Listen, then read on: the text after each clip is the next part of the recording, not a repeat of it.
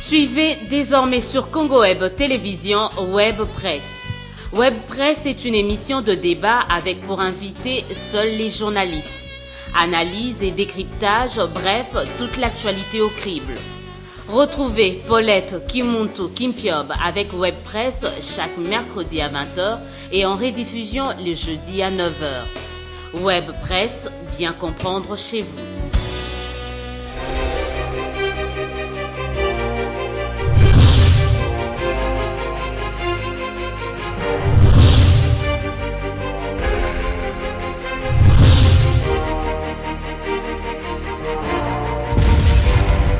Nous sommes fidèles, chers amis, à notre rendez-vous hebdomadaire de chaque mercredi. Et mercredi, c'est Web Presse qui reçoit pour vous aujourd'hui Esther Abedi, Africa Télévision, Dionit Kaninda, RTGA, Placide Kanza, Numérica et exceptionnellement Cyprien Wechi qui nous vient de l'Europe. Les thèmes que nous allons débattre aujourd'hui sont la grève des médecins, la suspension des opérations militaires à l'est de la République démocratique du Congo. Comme je dis toujours, honneur aux dames, nous commençons par Madame Esther Abedi, très heureuse de vous recevoir parmi nous. Ça fait toujours plaisir d'avoir des journalistes femmes, entre guillemets, qui s'expriment bien parce que les femmes, je ne sais pas pourquoi, ont toujours peur de participer à ce genre d'émissions. Alors, Esther Abedi a bravé la peur, elle est là. Non, c'est pas un problème de peur. C'est qu'il y a aussi un problème, nous les médias, nous, quand on fait notre société, on aborde difficilement les femmes. C'est par rapport aux stéréotypes de la société. Donc j'essaie de casser un peu ces stéréotypes. Oui, sachez que pour chaque web presse, il y aura une femme au plateau. Donc Madame Esther Abedi, la grève de médecins continue sur bon nombre de chemins. Et on a appris par les journaux, apparus à Kinshasa, que le Premier ministre ad intérim a suspendu les primes, ne veut pas donner les primes aux médecins. Pourquoi? Mais moi je pense qu'il y a des problèmes dans la procédure et même dans les mesures qui sont prises au niveau du gouvernement, sachant d'abord que la grève, c'est un droit constitutionnel reconnu à tout fonctionnaire, à tout agent de l'État de pouvoir revendiquer ses droits. Que le médecin n'ait pas attendu la période voulue par le gouvernement pour pouvoir répondre à leurs revendications, ça ne donnait pas droit au gouvernement de menacer le médecin qui estime être dans leur droit de pouvoir obtenir ce qu'ils attendent du gouvernement. On ne va pas dire qu'on n'a pas encore les budgets 2012 alors que les problèmes ne datent pas d'aujourd'hui. Quand il fallait résoudre le problème des véhicules des professeurs d'université, on l'a fait. Est-ce qu'on l'a fait parce que nombreux de professeurs d'université sont au gouvernement, ont des acquaintances avec ceux qui nous dirigent? Est-ce que c'est une mesure qui tient compte des attentes de la population? Moi, je ne pense pas. On veut bien comprendre, nous sommes bien dans la peau de tous ces malades qui attendent qu'un médecin vienne les visiter pour pouvoir prescrire une ordonnance qui soit valable par rapport à son traitement. Nous pensons que le gouvernement devrait poursuivre avec les dialogues, avec les négociations, sachant que la menace n'a jamais produit de fruits. Dionit Kaninda, quand même, on sait que la grève est un droit, mais sur le plan humain, est-ce que les médecins ne bafoutaient pas leur serment d'Hippocrate aussi? Moi, je pense qu'il y a un problème de contrat et de responsabilité. Donc, nous avons à la fois le gouvernement qui est le père de la nation en ce qui concerne l'exécutif, qui doit prendre des dispositions pour répondre aux besoins de ses enfants. Et pour les cas d'espèce, nous avons des médecins qui revendiquent, c'est leur droit légitime. Et de leur côté, les médecins ont une part de responsabilité parce qu'ils ont un serment qu'ils ont prêté avant de commencer ce travail. Ce n'est pas du nouveau au Congo que nous voyons les médecins abandonner les médecins, mais moi je me demande, est-ce que abandonner les hôpitaux, est-ce qu'il n'y a pas un problème de conscience à un certain niveau? C'est vrai qu'ils revendiquent, mais est-ce que ceux qui revendiquent jusqu'au point où nous sommes arrivés aujourd'hui, est-ce qu'ils n'ont rien obtenu de leurs revendications? Parce que c'est bien de toujours évaluer l'action qu'on mène par rapport à ce qu'on a obtenu. Moi, je pense que c'est une manière de faire pression. Esther a parlé tout à l'heure des problèmes de voitures, des problèmes qui a été résolus au niveau des médecins, des professeurs. C'est vrai, ça a été résolu. Mais est-ce qu'au niveau des médecins, est-ce qu'il n'y a aucune disposition qui a été prise? Est-ce qu'il n'y a aucune issue qui a été proposée aux médecins? Moi, je pense que si. Parce que vous avez suivi le chef de l'État, à partir de l'Est du pays où il était, il a décidé qu'on accorde l'exonération à l'importation de tous les véhicules, des 500 véhicules, je crois, des médecins. Et on a demandé aussi à l'exécutif ou aux organes spécialisés de pouvoir prendre déjà en compte ou comment on appelle encore, donc professionnaliser 500 médecins en attendant les 500 autres. Moi je pense que c'est quand même des avancées significatives qui devaient amener les médecins à s'ouvrir un peu, à s'ouvrir étant donné que le gouvernement a fait un pas vers l'avant. Donc quand on négocie, il faut toujours avoir en tête qu'il y a des concessions à faire. Donc il ne faut pas rester carré, parce que il faut voir de l'autre côté l'intérêt de la population. C'est ce qui fait mal aujourd'hui, que ce soit du côté du gouverneur, des gouvernants ou du côté de ceux qui revendiquent, on ne voit pas l'intérêt public. On voit plus son intérêt. Est-ce que le niveau de vie des médecins sont aussi mauvais que ça? Non, moi je le niveau de vie des médecins congolais, c'est aussi mauvais que ça? Oui. Ça, par rapport à d'autres corps professionnels du pays? C'est tout à fait d'accord ce que vous dites, parce que comparativement, un médecin congolais ne représente rien par rapport à un médecin congolais qui œuvre au niveau des hôpitaux en Afrique du Sud, par exemple. Mais le problème qui est là, c'est plutôt ce que les deux confrères ont dû relever tout à l'heure. Il y a d'une part un problème de responsabilité et d'honnêteté dans l'exécution des clauses après avoir été autour d'une table par rapport à une question donnée.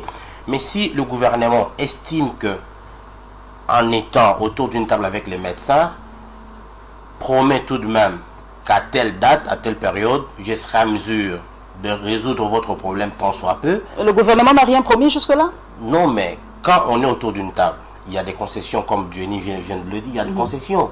Mais quand on est parvenu à des accords, il faut respecter les clauses de ces accords. Il ne faut pas aller à la contre de ces accords. Donc le médecin ne revendique que le respect de ce qui a été dit tout au long des différentes négociations. Et qui ne respecte pas, Esther Abedi? C'est le gouvernement qui ne respecte pas les clauses des accords? Ou c'est le gouvernement? Comme l'a dit Placide Kanza, la grève de médecins, ce n'est pas du nouveau au Congo. Mais ce qui fait mal, c'est qu'on revient à la table avec les mêmes revendications. C'est qu'aucune solution n'a été trouvée. On vit dans le miroir, on fait des projections. Nous allons faire ceci à telle échéance. Arrivé à l'échéance, rien n'est fait. Restant dans l'humanitaire, les médecins poursuivent quand même leur travail. Il y a une nuance qu'il faut faire au sujet justement du serment d'Hippocrate. Le serment d'Hippocrate, à mon entendement, un médecin ne peut pas abandonner un malade, c'est-à-dire quand il se retrouve dans un état humanitaire. C'est-à-dire un médecin ne peut pas passer une personne accidentée. C'est comme on l'a vu au Congo-Brazzaville, on a fait appel à tous les médecins, qui sont même de Kinshasa, les nôtres ont également traversé. Là, ils exercent justement ces serments d'Hippocrate. Mais dans un cadre professionnel, dans un cadre réglementaire, chacun est tenu de respecter ses clauses, ma chère Paulette. Sinon, le médecin n'exigerait pas de salaire. Alors, Diony, est-ce que les médecins n'exigent pas trop, vu la crise économique qui frappe le pays? Comme l'a dit si bien Placide Kanza, le Congo, c'est pas l'Afrique du Sud quand même. Je ne pense pas qu'ils exigent trop. C'est dans leurs droits. Mais seulement, il faut voir, parce que quand vous êtes dans une famille, vous avez tous faim et que maman a préparé, il faut que chacun trouve son compte. Donc, quand vous n'êtes pas rassasié, il est de votre droit de pouvoir revendiquer que maman vous ajoute à manger. Mais ici, nous sommes dans un contexte assez particulier. Mais s'il n'y a pas à manger, ils peuvent comprendre. Nous n'avons pas de budget. Figurez-vous que nous n'avons pas de budget. Le gouvernement fonctionne avec le crédit provisoire. Et c'est légitime que les médecins revendiquent maintenant. Vous avez suivi les enseignants aussi, réunis au sein de CIECO, je crois, qui ont demandé à ce qu'ils soient consultés pendant l'élaboration du budget 2012, parce qu'ils voudraient que l'on puisse appliquer ne fût-ce qu'une partie du palier des accords de Mboudi. Mais aujourd'hui, les médecins, leurs revendications, je continue à dire que c'est légitime, mais il faut que ça s'inscrive dans le cadre du budget 2012. Parce que maintenant, si on leur donne une solution, ça sera dans quel compte? On va l'épuiser où? Ils font pression, mais il faut que leurs revendications puissent trouver des solutions dans le budget. Voilà pourquoi moi je pense qu'à ce stade, les médecins doivent comprendre que ce qui est déjà fait au niveau du gouvernement, ce que le gouvernement a accepté de leur accorder, c'est déjà un grand pas. En attendant que cela soit matérialisé, ils vont à nouveau lancer un nouveau mode d'ordre pour aller encore en grève si jamais d'autres revendications ne sont pas prises en compte par le gouvernement. Mais déjà, ce qu'ils ont obtenu là devait les amener à... Ils ont obtenu, qu'ils ne vont plus payer les douanes pour leurs véhicules qui doivent venir. Il y a 500 véhicules qui doivent venir pour les médecins congolais. Ils ont obtenu ça. Ils ne vont pas payer des douanes pour ça. Ils sont exonérés. 2. La mécanisation. C'est parmi leurs revendications. La mécanisation de 500 médecins dans un premier temps. Et dans un second temps, il y aura encore la mécanisation de 500 autres. Donc ça fait 1000 au total. 1000 au total. Mais c'est déjà un pas. Mais pourquoi vous devez camper sur votre position, dire c'est que nous voulons ou rien? Là, je pense qu'il y a un problème de conscience professionnelle. Moi, je pense que quelque part, je ne serai pas d'accord avec Diony du fait que la même méthode a été appliquée chez les magistrats. On a recruté autant de magistrats et on a revu leur train de vie. Ça a posé problème à un certain moment, mais ça a été réglé. Les exonérations par rapport à l'importation de voitures, de véhicules, de médecins, ça ne suffit pas. Il y a un problème de ventre aussi qui se pose. Il y a aussi un problème de scolarisation de ces enfants ou de leurs enfants qui se pose également. Mais attends, si aujourd'hui le gouvernement dit l'exonération n'est pas une faveur parce qu'il y a une loi, c'est un droit. Donc, étant médecin, on est fonctionnaire de l'État, il y a une loi qui institue les exonérations par rapport à l'importation de tels charrois automobiles dû à telle catégorie de fonctionnaires de l'État. La plupart des choses, c'est qu'on ne connaît pas de nos droits. Voilà, c'est un droit. C'est pas une faveur. Le fait de mécaniser d'autres médecins, ça ne suffit pas. Mais il faut voir parce que là, quel est le problème de fond placé? Le problème de fond, les médecins réclament l'amélioration de leurs conditions de travail, y compris les primes de risque que le Premier ministre intérimaire vient de suspendre. Et là, moi je trouve que c'est illégal. C'est une sorte de dictat qu'il est en train d'imposer. Parce que de façon honnête, il ne pouvait pas agir comme ça. Parce que là, vous contraignez des gens... Lui ne fait qu'expédier les affaires courantes. Mais oui, on ne refuse pas. Parce que quand Diony dit, il faut d'abord le budget 2012, oui, Madame Esther l'a dit, ce n'est pas un problème nouveau, la grève de médecins. Si le gouvernement avait la volonté réelle de régler ce problème, ce serait réglé depuis 2010-2011. Mais pourquoi jusqu'à aujourd'hui les problèmes perdurent? Donc quelque part, il y a un problème de mauvaise volonté ou de mauvaise foi. Tout se résume à ça en République démocratique du Congo, question de mauvaise volonté, Madame Abedi. Bon, il y a aussi un problème de priorité. C'est là où on dénote une certaine mauvaise foi, entre guillemets, de la part des dirigeants. Peut-être qu'ils auront à se justifier dans leur cadre d'une conférence ou d'une autre communication officielle. Mais moi, je me mets à la place de tous ces médecins à qui on demande de faire un peu de marche. Réunissez-vous aujourd'hui, on se retrouve demain. Malheureusement, c'est sur les mêmes questions on donne un pas de solution, mais on ne va pas jusqu'au bout. Donc, ce qui énerve, en fait, la population, il ne faut pas qu'on présente la situation comme quoi les médecins sont les diables de malades dans des hôpitaux. Là, ce ne serait pas honnête. En refusant, en suspendant la prime des risques de médecins, c'est comme pour leur dire aux malades, voilà, nous avons interrompu la prime de vos diables et comme ils sont tenus à exister, à subsister, ils vont recourir à la prime. Non, la survie d'une population ne repose pas sur la prime. La prime ne résout rien. Quand on parle des conditions de travail de médecins, il y a leur salaire, il y a leurs conditions de vie dans l'ensemble, et même leurs conditions de travail. Nos hôpitaux, nos institutions hospitalières officielles, elles présentent un visage... Voilà. Vous allez à la clinique... à la clinique quinoise. Il n'y a pas d'eau, pas d'électricité depuis un certain temps, j'ai appris. Quand un médecin demande qu'il faut améliorer les conditions de travail, vous suspendez sa prime. Est-ce qu'en gagnant la prime, il résout le problème réel de maladie? Il ne faut pas que les personnes viennent dans des hôpitaux avec un degré de maladie et puis ils en sortent très malades. Dionite, est-ce que cela ne favorise-t-il pas l'expansion des cliniques privées? Ces médecins-là ne profitent-ils pas pour renvoyer tous les malades dans leurs cliniques privées aussi? Bon, ce qui est vrai, c'est que nous sommes dans un contexte particulier. Je reviens là-dessus. Quand Placide dit que... je vais répondre à la question, mais quand Placide dit que c'est pas une faveur, c'est un droit qu'on ait accordé l'exonération, j'ai dit oui, mais est-ce que c'est ça la vraie question? La vraie question, c'est celle de savoir, c'est un droit, mais est-ce qu'ils en bénéficiaient? Tous, je crois, nous dirons non. Mais quand ils l'obtiennent, ça signifie que c'est une avancée par rapport à la revendication. C'est ça la vraie question. C'est la terminologie simplement. Ouais.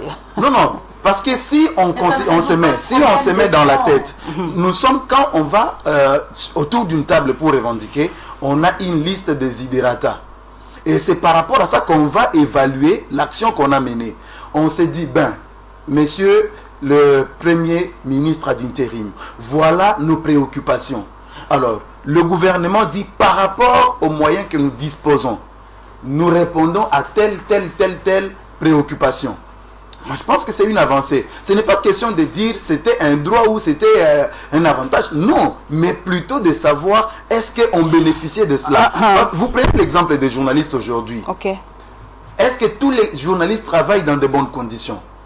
Est-ce que c'est pour autant que nous allons abandonner notre métier, notre profession, parce que nous ne sommes pas bien payés? Je pense que nous ne le faisons pas. Est-ce que c'est encouragé? Je dis non. Mais seulement c'est pour relever un fait que les médecins sont en train de revendiquer légitimement qu'on puisse améliorer leurs conditions de vie d'abord.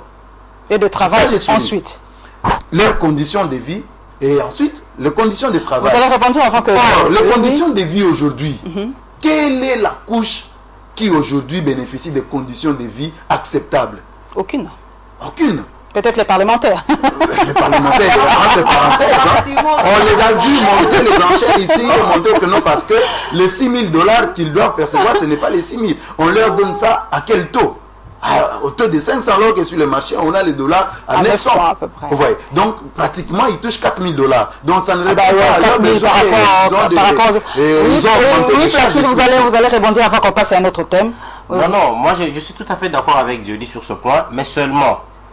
Le droit, qu'on le sache ou non, reste un droit. Ce n'est pas la loi est dure, mais c'est la loi. Si. Parce que même l'enfant, ou les enfants que nous avons à la maison, si il sait que la télé ici appartient à mon père et que moi j'ai le droit de l'utiliser quand je veux, mais pour ne pas en abuser, c'est un droit parce qu'il est à la maison. C'est la maison de son père. Mais ici, avec les médecins, le gouvernement, vous l'avez dit, c'est un père ou c'est un parent pour les médecins. Mais lorsque les conditions de vie de ces médecins-là, supposés être les enfants pour le gouvernement, mais il s'est posé un problème. Donc, le fait déjà pour le gouvernement intérimaire d'instaurer le système du formulaire dans tous les hôpitaux, vous acceptez de continuer à travailler comme médecin dans les hôpitaux publics, remplissez ces formulaires. Sinon, vous êtes dehors. C'est quelle façon de travailler? Là, vous nous amenez dans une vieille époque où tout était dictature. Donc, vous voulez, vous travaillez, vous ne voulez pas, vous partez. Donc, on vous prive même les droits qui est constitutionnellement reconnu à tout peuple de revendiquer et de lever. Voilà, là nous passons au deuxième thème qui est... Je voudrais renchérir en disant, en suspendant la prime de médecins pour ceux qui ne vont pas se présenter à leur poste de travail, c'est menacer en fait les corps médical, en ce sens que vous n'avez pas le droit de revendiquer. Et ça, c'est extrêmement grave. Je pense que le Premier ministre n'aurait pas tort de retirer sa mesure et ça ne doit pas gêner du moment qu'on serait en train d'étouffer les droits humanitaires. Voilà. Donc une manière de dire que vous encouragez que les médecins campent sur leur position. Parce que ça pas forcément, nous avions fait que les médecins, en dépit de nous avions dit au départ de notre introduction générale. Voilà, le gouvernement de la méthode de négociation. Nous passons au deuxième thème, dans ces pays. la suspension des opérations militaires. Comme vous le savez, le chef de l'État a suspendu toutes les opérations militaires à l'est de la République démocratique du Congo. La question revient à Dionite Kaninda. Pour quelle finalité la suspension de ces opérations? Je pense qu'il faut à un certain moment évaluer tout ce qu'on a. Vous aimez bien évaluer, hein? Oui, mais comment vous s'arrêter à un moment et évaluer. Oui, comment voulez-vous qu'on puisse avancer sans savoir où est-ce que nous étions, qu'est-ce que nous avons fait et qu'est-ce que nous comptons faire demain. Je pense qu'il était nécessaire aujourd'hui que... Non, le cas Bosto Tangana n'était qu'un catalyseur, un déclencheur de ce... Enfin, il devait y avoir quand même quelque part un catalyseur. Mais il était aussi important qu'une action... Le problème, c'est que chez nous, il arrive assez souvent parmi nos dirigeants que des actions qui sont menées de manière plutôt ponctuelle deviennent permanentes. On vous dit non, ça c'est pour de telle à telle autre période, mais par manque d'initiative ou par manque, je ne sais pas, de souplesse dans l'organisation des choses, la chose demeure et fait des mois et des années. L'opération Amani Léo, qui a été diligentée, il fallait que l'on puisse évaluer qu'est-ce qu'on a obtenu de cette opération. Est-ce qu'il ne fallait pas retourner le commandement au niveau de la région militaire pour qu'on puisse quand même faire des choses de manière assez cohérente et aussi qu'il y ait un suivi qui s'inscrit dans le cadre du fonctionnement normal de l'armée. Parce que nous ne pouvons pas demeurer dans une situation spéciale alors que le contexte a évolué. Moi, je pense qu'il était nécessaire aujourd'hui que le chef de l'État prenne cette décision, parce qu'au moins, ça va permettre de voir qu'est-ce qu'il faut envisager pour répondre aux besoins actuels de sécurité dans cette région. Esther Abedi, est-ce que l'intégration des troupes, des soldats ou des militaires des CNDP sont prévues? Doivent-ils aujourd'hui être brassés, mixés? Parce qu'il y a eu un problème, on a dit que non, les militaires du CNDP n'ont pas voulu aller ailleurs, ils sont restés là où ils étaient, au Kivu. Est-ce qu'aujourd'hui on ne peut pas pallier à cette situation, les brasser et les envoyer ailleurs? Paulette, au départ, il y a d'abord un problème de communication au niveau des institutions de la République démocratique du Congo. Je reviens d'abord sur cette suspension des opérations à Manileo et puis... il y en a eu beaucoup. Il y en a eu deux, en fait, il y a deux mesures là. D'abord, le chef de l'État ne s'est pas réveillé un bon matin pour dire « je suspends ». Ça a été planifié. Mais est-ce qu'on a communiqué sur ce que la mesure interviendra, quels sont les objectifs visés en suspendant ces opérations militaires, qu'est-ce que nous avons obtenu dans l'exécution de ces opérations? Nous devons savoir même au départ, c'est toujours ce manque de communication qui a amené Vital Kamerhe à quitter le PPRD et puis jusqu'où nous sommes aujourd'hui. Moi, je pense qu'en mûrissant cette politique, il fallait faire participer la population. On sait qu'aujourd'hui, seules les méthodes participatives permettent de résoudre réellement le problème de la population. Quand la population ne se retrouve pas dans des mesures qui sont prises au niveau des institutions, eh bien, elle ne s'approprie pas, automatiquement, on n'atteint pas les résultats voulus. Une initiative peut être bonne au départ, mais quand la population ne se sent pas concernée, eh bien, la solution est déjà vouée à l'échec. Par rapport à l'intégration du CNDP, des troupes du CNDP, des troupes du CNDP, la République démocratique du Congo doit prendre des mesures fortes, courageuses. Ce sont les éléments des FARDC. Qu'ils aient vu leur naissance à l'est de la République démocratique du Congo dans les contextes que nous connaissons, mais du moment qu'on a voulu les intégrer dans l'armée régulière, eh bien, l'armée a un principe clé, c'est la discipline. On obéit ou on n'obéit pas, on est sanctionné. Qu'ils soient CNDP, qu'ils soient XYZ, ils doivent répondre à la hiérarchie militaire de l'armée. Et par rapport à la situation de la République démocratique du Congo, on sait tous bien, en gardant les éléments des FARDC dans leur fief d'origine, ça a toujours posé problème. Ils ont la capacité de et se la réunir facilement. suspicion détruit tout. Pour éviter justement la suspicion, pour faciliter aussi l'intégration sociale de ces éléments, on doit leur permettre. Ils doivent aller travailler dans d'autres contrées. Ça permettra aussi de résoudre ce problème d'acceptation et de lutte et d'intégration interethnique, en fait. Voilà. Alors, Placide Kanza, on a dit que ces opérations allaient occasionner plus de déplacements. Qu'est-ce que la population a tiré pratiquement de toutes ces opérations? Mais rien du tout. Qu'est-ce que la population peut en tirer comme bénéfice? Rien du tout. Ici, c'est un problème d'abord de responsabilité au niveau d'État. Quand Mobutu était au pouvoir, avec la guerre de 80 jours, pour ceux qui étaient déjà nés, et avec tout ce qu'il y a eu avec la sécession katangaise et tout, Mobutu était lui-même au front, comme commandant suprême de l'armée. Donc, à mon avis, je pense que ça ne servirait à rien que Joseph Kabila, commandant suprême des FARDC, reste dans son bureau ici, à la Gombe. Tant que l'Est n'est pas pacifié. Tant que l'Est n'est pas pacifié. Parce que lui, tant que l'Est n'est pas pacifié, il ne peut pas rester calme et dormir sur ce laurier à la maison. Donc, il doit prendre les commandements. Tous les généraux et officiers, sous-officiers, au niveau de l'état-major général, doivent mettre une base très forte, efficace au niveau de l'Est. Et je reviens à la question que vous avez posée à Esther Abedi tout à l'heure par rapport au brassage. Ça a été un échec total.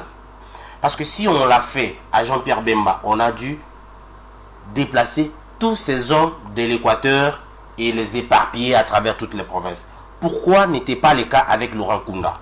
Ils ont dit que c'était pour protéger la minorité. Mais non, ça sont de faux fuyants. Parce qu'aujourd'hui, quand on se sent menacé, on se dit non, on est minorité ou on est minoritaire. Non, tout le Congolais a droit à la même protection. Personne ne peut bénéficier d'une protection extra, non. Au niveau de l'Est, il y a un problème. Il y a eu une grande table ronde entre 2009 et 2019. Je me rappelle, oui, 2008, la conférence de Goma. Mais ça a donné quel résultat? Aujourd'hui, Joseph Kabila a rejoint Vital Kamerhe, parce que Kamerhe en son temps a dit, nous allons droit dans les murs. Il fallait s'arrêter, évaluer et savoir qu'est-ce qu'il faut faire pour pacifier Goma, ou l'Est du pays en général. Aujourd'hui, il s'est rendu compte que Bosto Tanganda, qui l'a protégé, s'est méconduit. Et jusque quand et où lui et son gouvernement vont continuer à protéger Bosco Tanganda. Parce qu'aujourd'hui, Bosco Tanganda constitue une vraie menace au niveau de l'Est. Et on ne doit pas toujours continuer à avoir le même discours. C'est pour des raisons de la paix qu'on ne veut pas le livrer. Ceci, cela, non, ça sont de fausses raisons. Comme Mme Esther l'a dit, Bosco Tanganda n'est pas un militaire extra. Il doit subir la rigueur de la loi et les règlements militaires. Le chef de l'État a dit qu'il est prêt à arrêter Bosco Tanganda. Mais on l'a suivi dans les presses étrangères. Il y a un problème qui se pose, c'est la retransmission du message du chef de l'État par l'agence Reuters. Donc le problème qui se pose ici, moi j'aimerais bien savoir, est-ce que dans la presse présidentielle, y a-t-il une équipe qui accompagne le chef de l'État dans ses déplacements? Oui, je vais répondre à cette question, mais permettez-moi de revenir quand même sur ce qu'a dit Placide tout à l'heure. Mobutu a eu comme pôle d'insécurité le Katanga, où il s'est rendu. Pendant ce temps, la capitale était calme et tout le reste du pays était calme. Mais aujourd'hui, j'ai trouvé un peu de contradiction dans les dires de Placide. Il dit que tous nous avons besoin du même degré de sécurité et de protection. Et il fait suite le fait que Joseph Kabila reste dans son bureau à Gombe sans se rendre dans l'est du pays. Je m'en félicite. Comme vous en félicitez? Non. Non, ok. Il ne fait pas comme Mobutu avait fait à l'époque. Nous avons à Kinshasa des problèmes sérieux de sécurité, des problèmes politiques qu'il faille résoudre. Entre-temps, nous avons des problèmes de sécurité dans l'est du pays. Moi, je pense que des actions qui ont été menées par Joseph Kabila, en tout cas, moi, je me souviens que de temps en temps, il a effectué des tournées vers l'est du pays pour tenter de résoudre ces questions qui se posent de sécurité, qui se posent sérieusement pour nos frères et sœurs qui sont de l'autre côté. Donc, moi, je soutiens que la population a quand même bénéficié de cette opération. Chacun a son point de vue. En tout cas, ça, on ne peut pas les nier. On ne peut pas les nier. Les nier, c'est que peut-être on veut ignorer ce qui s'est passé sur le terrain, parce qu'on a vu qu'après les opérations d'Amani Léo, il y a eu un moment d'accalmie. Il y a eu un temps d'accalmie. En tout cas, il y avait quand même du calme dans l'est du pays après cette opération d'Amani Léo. Alors aujourd'hui, Bosco Ntaganda, la communication du président de la République, il a dit qu'il est prêt à arrêter Bosco Ntaganda, mais seulement il serait jugé devant les instances de la République démocratique du Congo. Moi, je pense que Joseph Kabila a franchi un pas vers ceux qui pensaient qu'il ne fallait toujours pas transférer nos compatriotes à la Cour pénale internationale. Mais là, il est sous mandat de la CPI. Voilà. On a bien livré les autres, pourquoi pas lui? Je n'en disconviens pas. Donc, le fait que le chef de l'État ait déjà décidé de l'arrestation de Bosco Ntaganda, c'est déjà bon pour la population qui est martyrisée. Par rapport à la communication. Par rapport à la communication, nous avons suivi, il y a par exemple la RFI qui a donné l'information en disant que bon, le président congolais a accepté de livrer Bosco Ntaganda. Voilà. C'était dans ces termes-là. Pourtant, Joseph Kabila n'a pas parlé comme ça. C'est là où se pose le problème de la communication du chef de l'État. Nous savons tous qu'en ce moment, le chef de l'État n'a pas un porte-parole. Mais il y a au moins une presse présidentielle. Et moi, je pense qu'il était du droit. C'est vrai, on a un ministre de la communication et des médias intérimaire.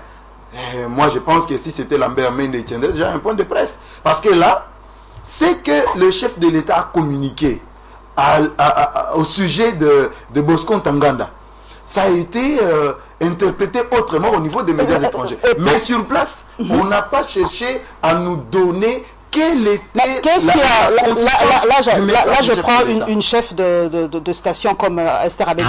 Qu'est-ce qui empêche à nos chaînes de télévision d'envoyer des envoyés spéciaux à l'est de la République? Parce que nous, on ne fait que relayer ce que dit Reuters, ce que dit RFI, avec les mêmes erreurs et la même orientation que RFI.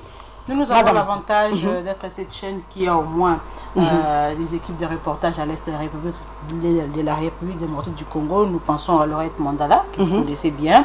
Nous traitons l'information de l'est en toute objectivité. Nous faisons des déplacements aussi à l'est. Mais ici, Jenny parle de la communication du chef de l'État. Le président de la République a accordé une interview à une presse internationale. Est-ce que les services de communication du chef de l'État a préparé le terrain pour que cette communication soit relayée valablement pour la population congolaise? C'est là que se pose le problème. Est-ce qu'on donne plus d'importance aux chaînes étrangères qu'aux chaînes locales? C'est ça le problème. Les chaînes internationales sont le branche des affaires étrangères de leur pays. C'est-à-dire, leurs communications sont orientées par rapport aux besoins diplomatiques de leur pays. Ainsi, la République démocratique du Congo, qui en plus du besoin diplomatique dans sa communication, doit d'abord répondre aux besoins de la communication avec sa population.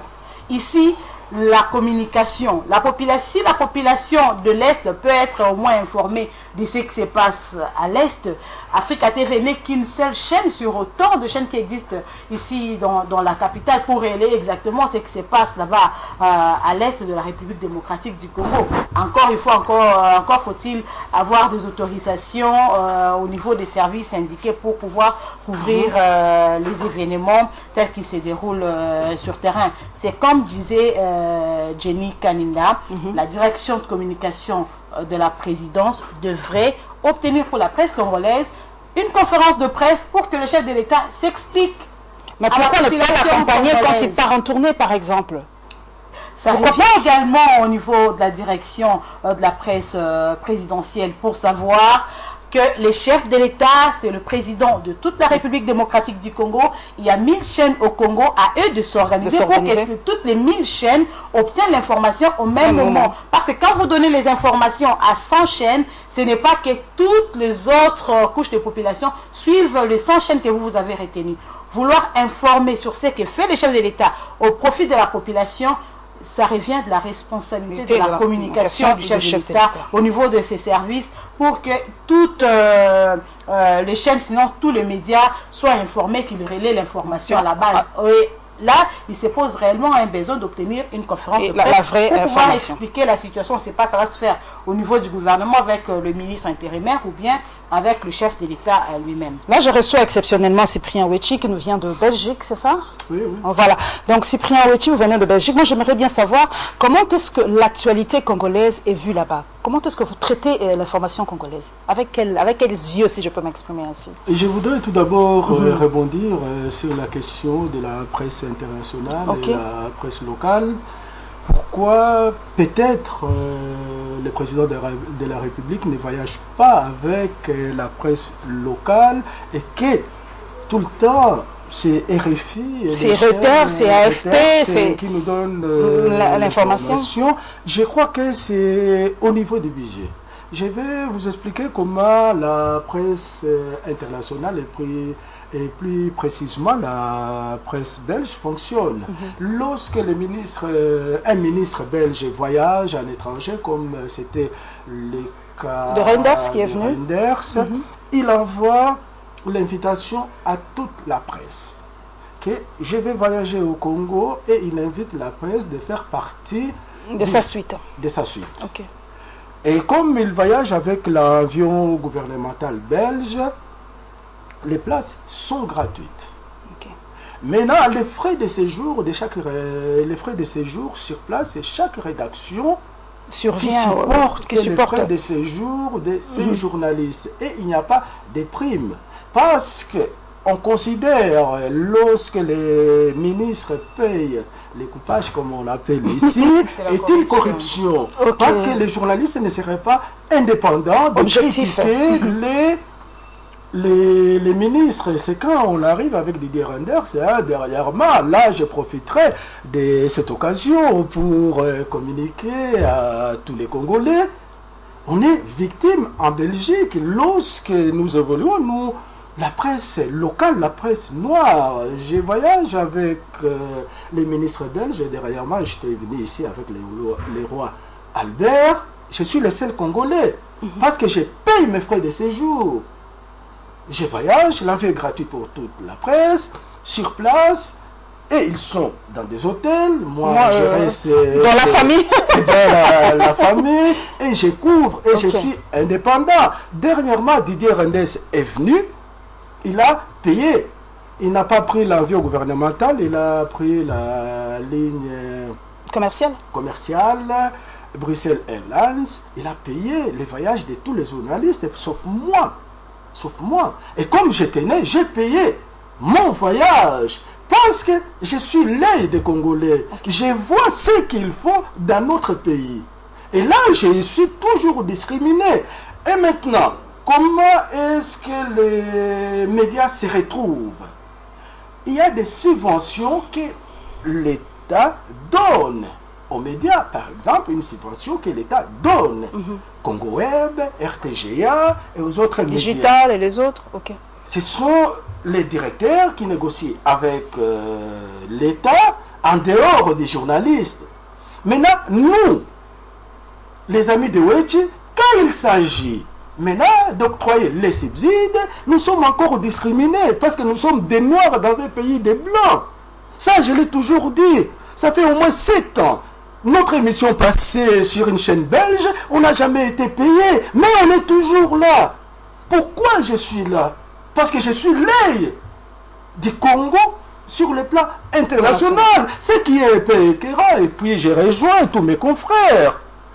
Depuis 1997 jusqu'à ce jour, j'ai les archives des relations belgo-congolaises sur le plan international. Et personne ne m'a jamais sollicité. Et moi, j'ai resté chez moi. Je connais tout. Les procès, la commission Lumumba.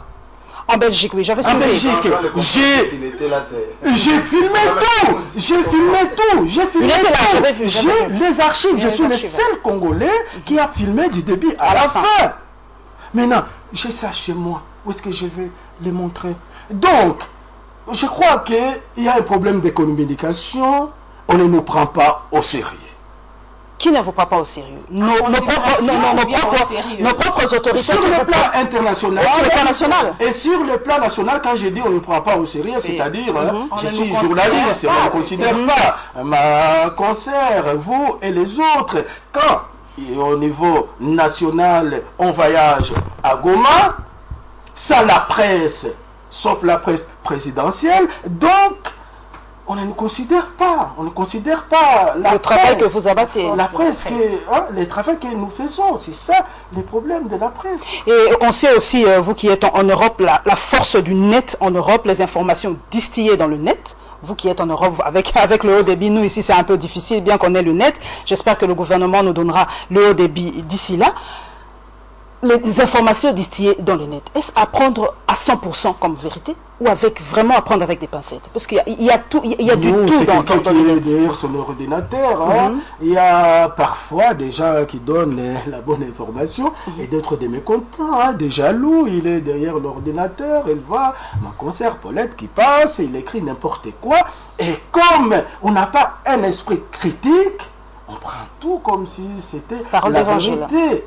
Notamment, je vais vous donner un exemple de la dernière en date. J'étais aussi victime. On a publié sur le net une interview que j'aurais réalisée avec la première dame, dans laquelle elle déclare quitter son mari Joseph Kabila Kabange afin de rejoindre les combats. Là, on a fait un montage. C'est à la mode, ce montage. On a fait un montage. On a pris une ancienne interview de la première dame.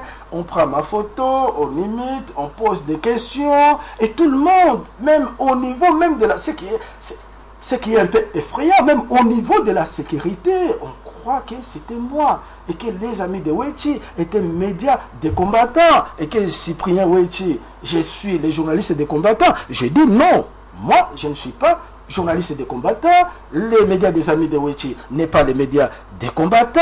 Et au niveau de l'Europe, pour eux, comme je suis Moussoaïli et de la province d'Imaniema, le lien est vite fait. Les liens, c'est le gouvernement qui supporte les amis de Wechi. Là-bas, je suis les journalistes du pouvoir. Ici, je suis les journalistes des combattants. Au niveau maintenant des Belges, pour eux, c'est le gouvernement congolais qui m'envoie chez eux pour filmer tout ce qu'ils font à leur niveau. Vous êtes au niveau encore du gouvernement, on dit encore, c'est Cyprien Wechi, le type des Belges, il vient ici pour nous espionner, tout ce qu'il filme, il donne aux Belges. Mais je dis bien, nous sommes un média indépendant et neutre. Voilà. Alors, madame... ce qu'on a téléchargé sur le net, ça a été fait à mon insu et sans mon consentement. Je ne suis pas un journaliste des combattants. Vous avez été donc infiltré dans votre site. Alors, madame, la force du net... dans notre site. Nous peut-être, on ne le sent pas ici, mais à l'extérieur, tout ce qui est distillé dans le net est vraiment pris comme parole d'évangile, hein, madame Esther. Oui, parce que l'Internet en Europe, c'est maintenant à la portée de tout le monde. Il n'y a plus d'obstacles. D'abord, c'est gratuit dans tout le ménage. Et voilà, vous avez des gens qui peut-être ne travaillent pas. Qui passent leur journée. Ils se sont perfectionnés dans la manipulation de l'outil Internet, de l'outil informatique. Donc, vous avez toutes les informations qui sont parfois aussi maltraitées et puis utilisées à des fins politiciennes. C'est ça. Donc, le gouvernement doit réagir. Le gouvernement doit alimenter son site. Est-ce que le gouvernement a un site où il fait passer ses idées? Le gouvernement congolais a un site, mais simplement il faut dire que c'est un site qui n'est pas assez mis à jour. Pourtant, c'est très important. Aujourd'hui, on sait que dans la société, les médias occupent une place de choix. Ce qui sort des médias est pris effectivement comme une parole d'évangile. Mais on semble plus aujourd'hui s'intéresser à la télévision, à la radio, au journal sur les durs. On oublie l'Internet alors qu'il y a aussi une bonne frange de la population qui va sur le net chercher des informations. Nos compatriotes qui sont à l'étranger, je crois qu'ils n'ont peut-être que 2 sites qui leur donnent les informations du Congo. Donc je n'hésiterai pas de citer par exemple le site du groupe L'Avenir où c'est vraiment actualisé. Quand vous allez... Mais ce n'est pas facile d'actualiser les informations sur le net tous les jours et ne pas se faire pirater. Ce n'est pas facile. C'est un grand travail, mais il faut le faire parce que les compatriotes qui sont à l'étranger ont besoin des informations du pays. Donc, permettez-moi de revenir un peu sur... oui, parce que là, on est déjà à la fin. Par rapport au budget, c'est vrai, le chef de l'État doit se déplacer avec la presse locale et même aussi la presse internationale. Mais quand nous disons qu'il donne plus d'importance à la presse internationale, bon, c'est à prendre avec des pincettes parce que moi, je sais que quand le chef se déplace, il y a une équipe de la presse locale. Presse internationale, bon, je ne vois pas trop. Mais le problème, c'est que il faut que ça soit, en tout cas, systématisé. Qu'à chaque déplacement du chef, qu'il y ait la presse. Ça, c'est tout à fait normal. Parce que si aujourd'hui, on doit prendre une information du chef et la tordre, c'est parce qu'il n'y avait pas de médias. Il n'y a pas de médias. Voilà, mesdames et messieurs, nous sommes à la fin de Web Presse.